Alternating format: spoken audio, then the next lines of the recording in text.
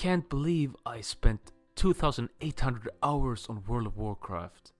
Imagine if I would have spent all that time playing the guitar or maybe studying or learning like how to trade or learning programming.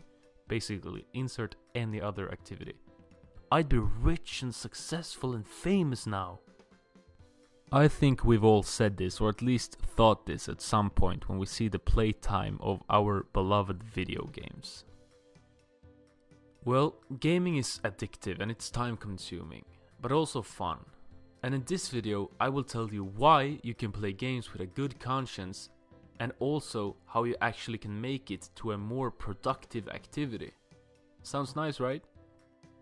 First, I'm going to tell you how you are already benefiting from playing video games.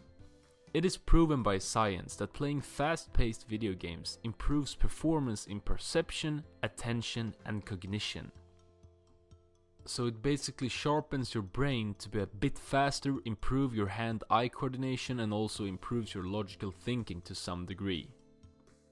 But here comes the juicy part. There has also been some studies in recent years that have concluded that gaming improves our memory, but more specifically the working memory. The working memory is the same memory used in academic studies, which makes this really interesting. A study from the University of California found out that a group of students improved their working memory by 12% after having spent just 2 weeks playing Super Mario 3D World. Similar studies has been done on kids as well as older adults, showing similar results. Another huge benefit is how it improves language.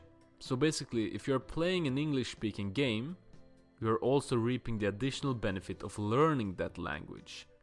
But this is obviously only if English is not already your motherly tongue. So, in conclusion, we can say that video games is actually linked to better performance in other mentally challenging tasks, academics included, even though the effects might not be huge.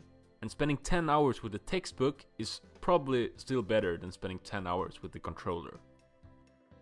And now you know that you're already reaping benefits by gaming, but what can be done to make it more beneficial?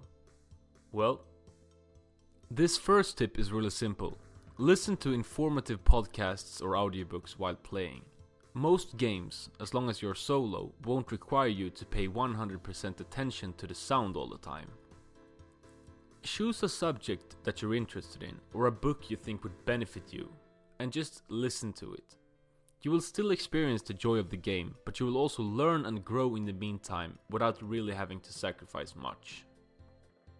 The second tip that I have to reap more benefits from gaming is to play games that gives you valuable real-life information.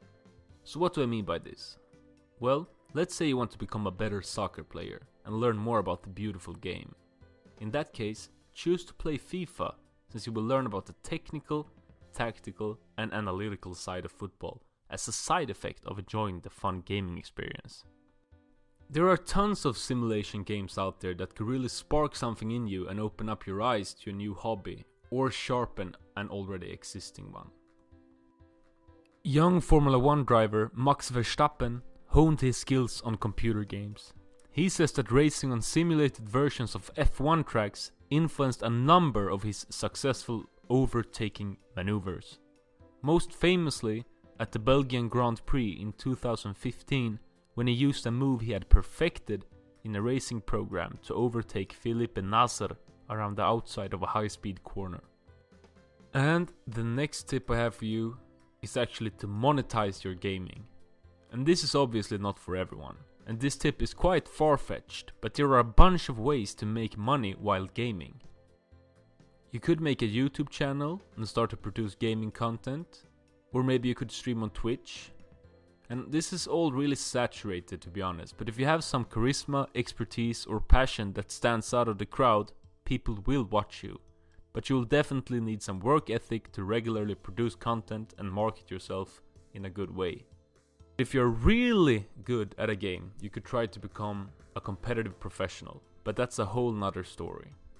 But I mean, just look at Ninja, PewDiePie, and the whole FaZe clan. They all got where they are today through making gaming content. So you could be the next big thing, just gotta put in the work And the next thing I have for you is to plan your gaming.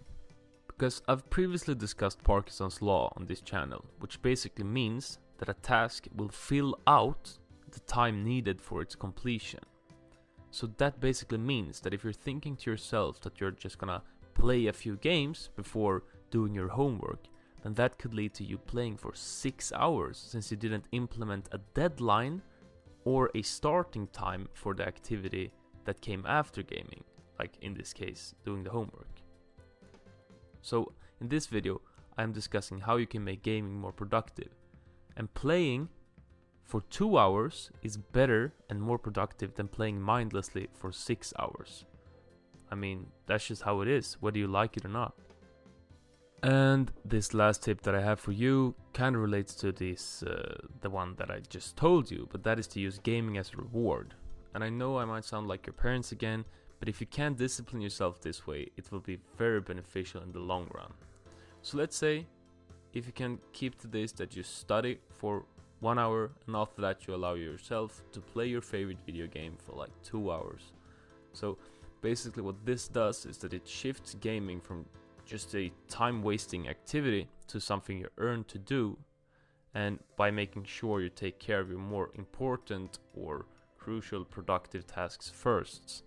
And this, I mean, it will be worth it in the end, guys. Just listen to me. Yeah, but before wrapping this up, I just want to say that there's really important to do stuff just for fun. And of course, playing video games is a task that is supposed to be fun, entertaining, and relaxing. So maybe you shouldn't even try to make your gaming experiences a productive thing in the first place. But I made this video just because I thought it was an interesting idea and came up with some, at least reasonable information. And that was all I had to make your gaming habit more productive. And if you can come up with any yourself, please share in the comments, and please like and subscribe, and I'll catch you guys. Goodbye!